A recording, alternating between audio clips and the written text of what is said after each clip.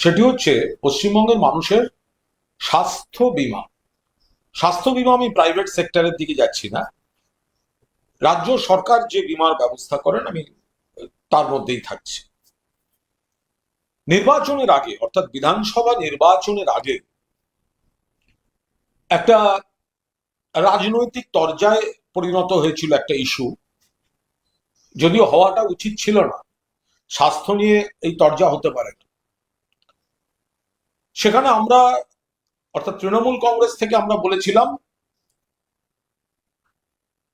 যে মাননীয় মুখ্যমন্ত্রী মমতা বন্দ্যোপাধ্যায় স্বাস্থ্য সাথী যেটা করে দিয়েছেন, তাতে 5 লক্ষ টাকা পর্যন্ত সব মানুষ এটা কভারেজ পাচ্ছেন এবং বিপুল সংখ্যক মানুষ এর উপকারও পেয়েছেন।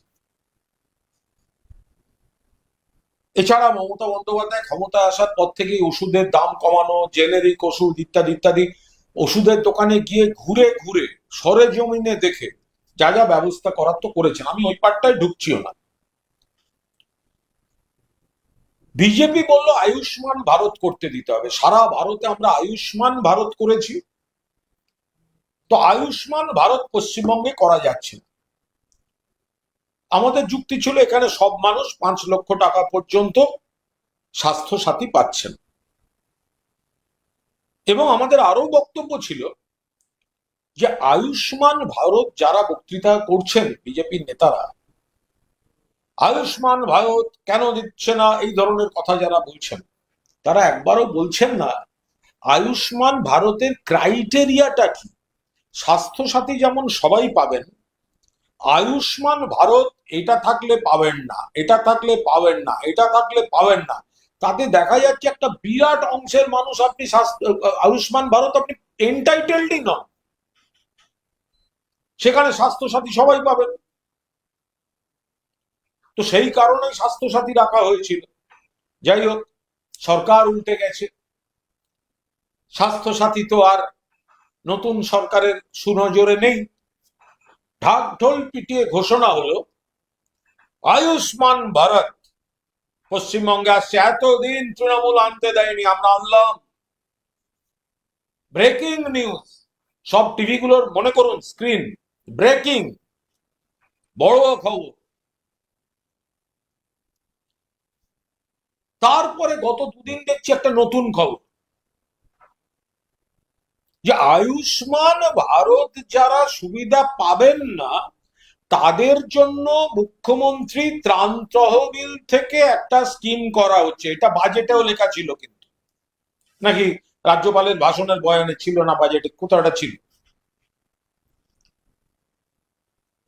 তারপরে আবার গত দুদিন দেখছি যে আয়ুষ্মান ভারত যারা পাবে না, মুখ্যমন্ত্রী উদ্যোগ নিয়ে তাদের একটা 5 লক্ষ টাকা পর্যন্ত বিমার ব্যবস্থা করছেন রাজ্যে। আমাদের বক্তব্য তো এটাই। তো তাহলে নতুনটা কি হলো? সেই তো স্বাস্থ্য সাথী। আমরা যখন ভোটের আগে বলেছিলাম স্বাস্থ্য সাথীটাই থাকুক, সবাই পাবেন, তাহলে কোন বিজেপি নেতারা বোঝালেন বলুন তো, না আয়ুষ্মান ভারত করতে দিতে হবে। আচ্ছা, যদি আয়ুষ্মান ভারতই করলেন, তাহলে এই কথাটা আসছে কি করে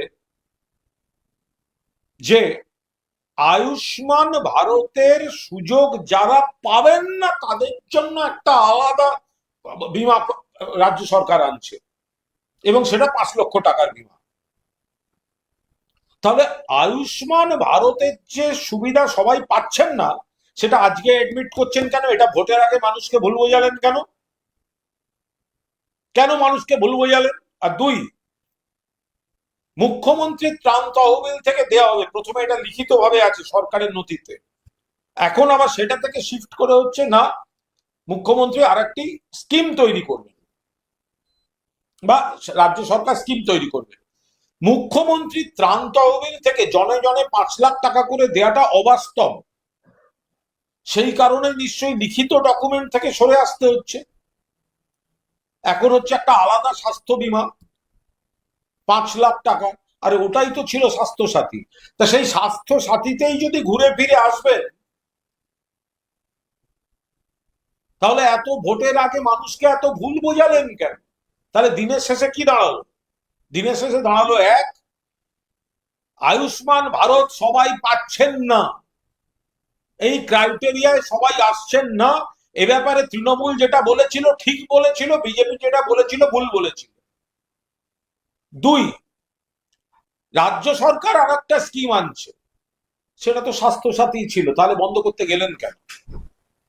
ফলে এই বিষয়টি আপনাদের বিবেচনার জন্য রাখা, যে ভোটের আগে আয়ুষ্মান ভারতকে ঘিরে যে প্রচার মানুষকে বিভ্রান্ত করেছিল, আজ বাস্তবের মাটিতে দাঁড়িয়ে দেখুন বিজেপিকে স্বীকার করে নিতে হচ্ছে যে স্বাস্থ্য সাথীটাই কিন্তু অ্যাকচুয়াল সকলের জন্য সমাধানের আসল পথ ছিল, যেটা করে গেছেন মমতা বন্দ্যোপাধ্যায়। বাস এইটুকুই।